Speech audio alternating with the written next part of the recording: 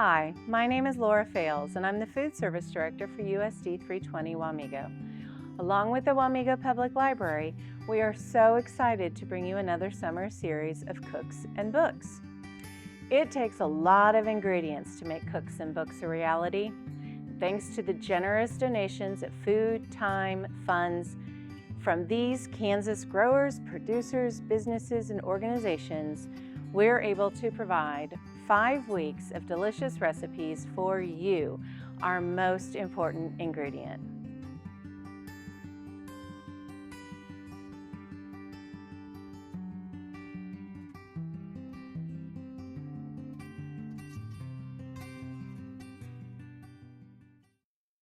Hi, this afternoon we're going to be making cranberry almond no-bake energy bites. And I said almond because yes, there are slivered or sliced almonds in this recipe. It also can have peanut butter or almond butter or sun butter, depending on your preference and if you have any peanut allergies. So this is a great source of energy with good sugars and carbohydrates and proteins that'll help keep you energized and able to be active. And so, speaking of being active, a couple of great books to be able to check out from the library.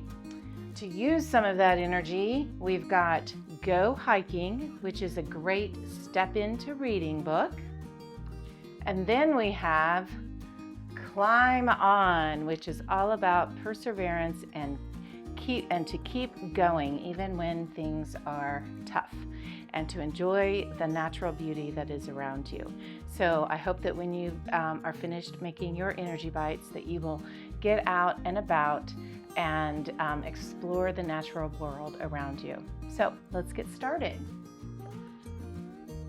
Our recipe calls for oats, sliced almonds, salt, craisins, honey, and peanut butter. So the first thing that we're going to do is measure our oatmeal into our bowl. And we need 3/4 of a cup of oats. So I'm using my 1/4 cup, and I'm just going to do that 3 times, tapping it down so that it's fairly level, just like that. There's our 3/4 of that. We need a 1/3 cup of sliced almonds. So I'm using my 1/3 measuring cup. And again, shaking that so that it's level.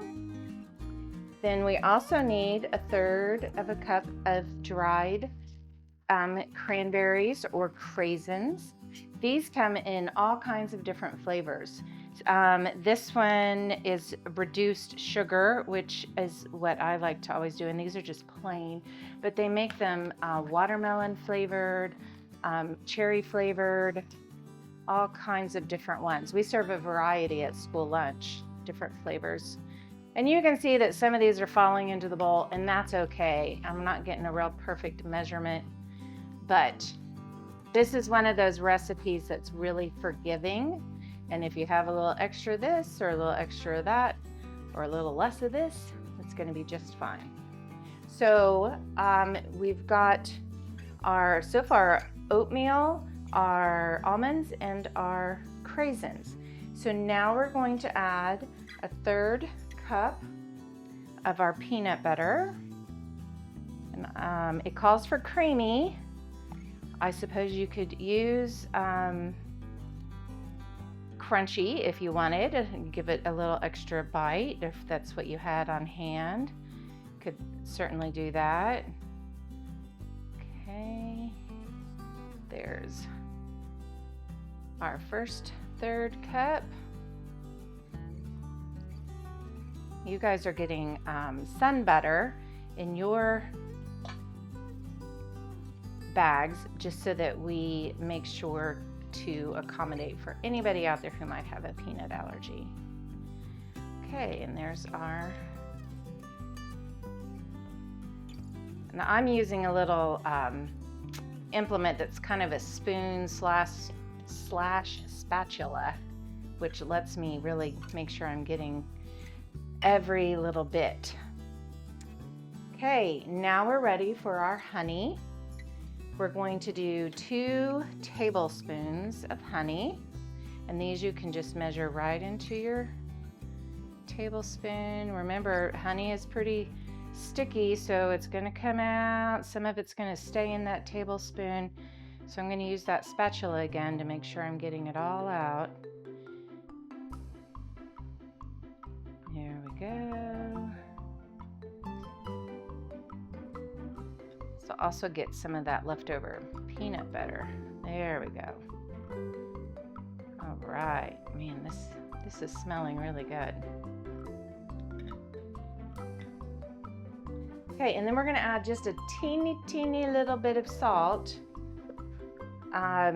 In fact, it calls for 1/8 of a teaspoon, and they don't even usually make 1/8 of a teaspoon measuring spoons. So you can use your 1/4 cup and just fill it half full. Just a little bit, about like that. And that goes right in. And then we take, I'm using, again, it's another spoon slash spatula. We're gonna mix all of this up together. And we want to make sure that all of the oats are wet, that they all are moistened with the peanut butter and honey.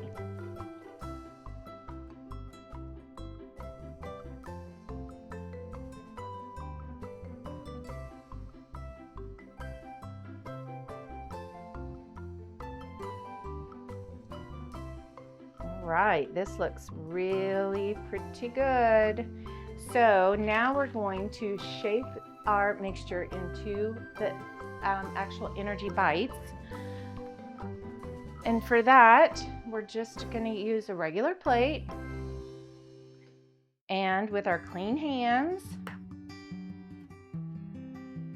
you can just scoop out a little bit and then roll it into a ball, just like this. And your hands are going to get messy. So make sure, one, you really do have clean hands, and 2, that you don't forget how messy your hands are and try to answer your phone or pick something else up, because your hands are going to be messy.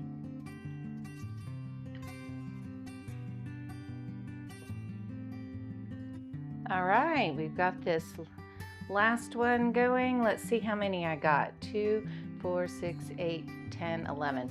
The recipe says it's going to make 12, so I did pretty good. Obviously, you could make these a little smaller and get more than 12. You could make them a little larger and get less than 12. So it's really up to you on how many energy bites you want to get out of this recipe. But the best way to enjoy these now is to cover your plate in saran wrap and refrigerate them for about 30 minutes. And then that helps them firm up and stay together so that they're more of a bite and they don't fall apart when you try to take that bite. And you can keep them in the refrigerator in an airtight container for up to 5 days.